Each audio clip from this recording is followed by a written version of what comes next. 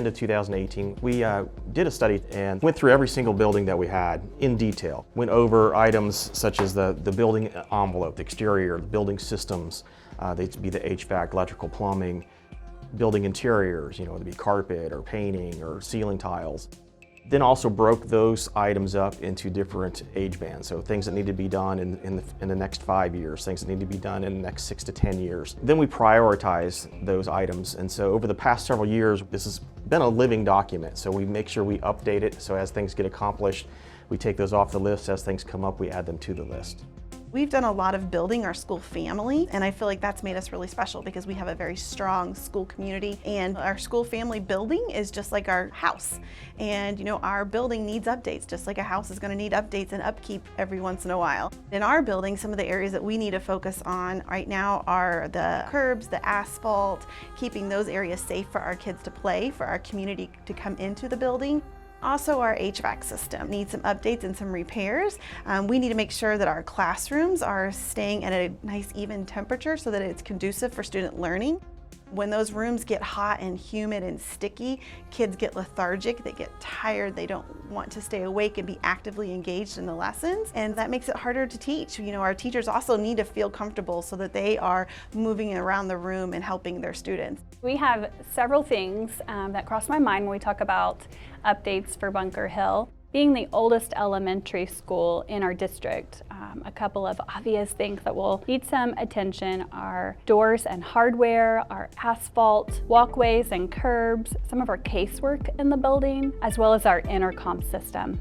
Another thing we talk about here as an improvement would be to add fencing around our kindergarten playground area. There's a large grassy area to the side of the playground equipment, but the fencing doesn't extend around that. So we would love to have that fencing extended to where kids in kindergarten have more space to play safely. And we are one of the few schools that have an elevator, and it is quite old, as our building is. At times we have to close that elevator down for improvements and for it to be fixed, and make sure that that's usable for some of our students who need that to move around the building.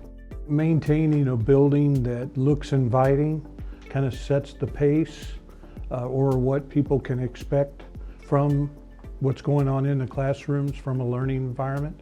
If things look messy, disorganized, non-professional, people have the expectation that that may be what to expect from the learning experience. From a maintenance and facility standpoint, these renovations will definitely help our facilities department, because it's like your own home. It's never ending. There's always some kind of maintenance thing that goes on.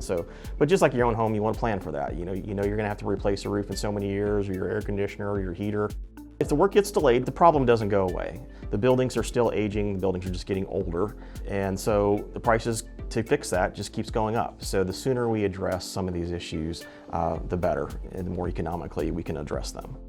Getting behind with our maintenance, all that does is just add up, cost more later to do it, and at the cost of a poor learning environment potentially. If there were delays, then that would, provide a hardship for our staff and our families, and that would make learning more challenging. And in Franklin Township, we pride ourselves on the accomplishments that our students make and how hard they work, and that would slow that down for us.